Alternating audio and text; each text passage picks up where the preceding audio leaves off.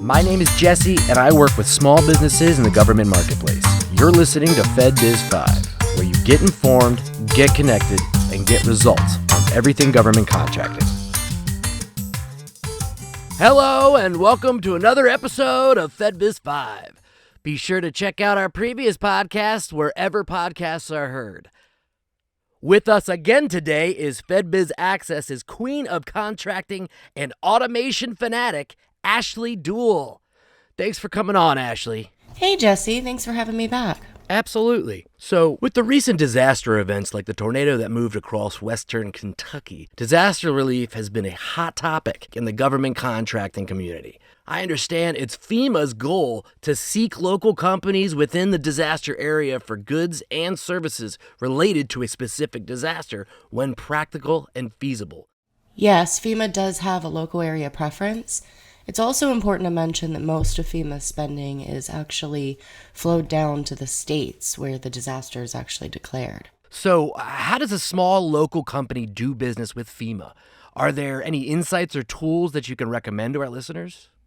The first thing I'll recommend is to make sure that FEMA does in fact buy what you sell, whether that's directly or indirectly, so that you are sure to be on your path of engagement. Once you've confirmed that, make sure you do check that box in SAM to be included in the disaster response registry. And that way you get notified where and when a disaster has been declared. The next step would be to complete your FEMA vendor profile form, if they are in fact your target, and send that to the industry liaison's email address as FEMA recommends.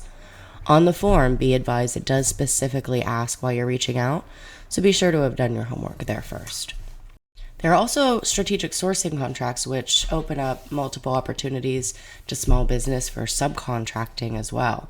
So that would require reaching out to the prime contractors, also inclusive in the FedBiz''s FEMA report. Great insights. Thank you very much, Ashley. One more question for you before we go. What is the webpage where our audience can review the FEMA report details? Yeah, so we dissected FEMA's spending for 2021.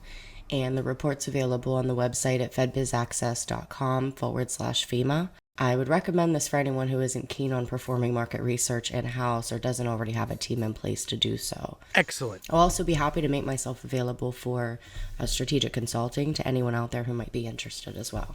Great, thanks for that. To view the FEMA report details, go to FEDBIZ''access.com/FEMA. Thanks again for coming on, Ashley. Yeah, thanks for having me back. This concludes this week's episode of FedBiz'5, where you get informed, get connected, and get results.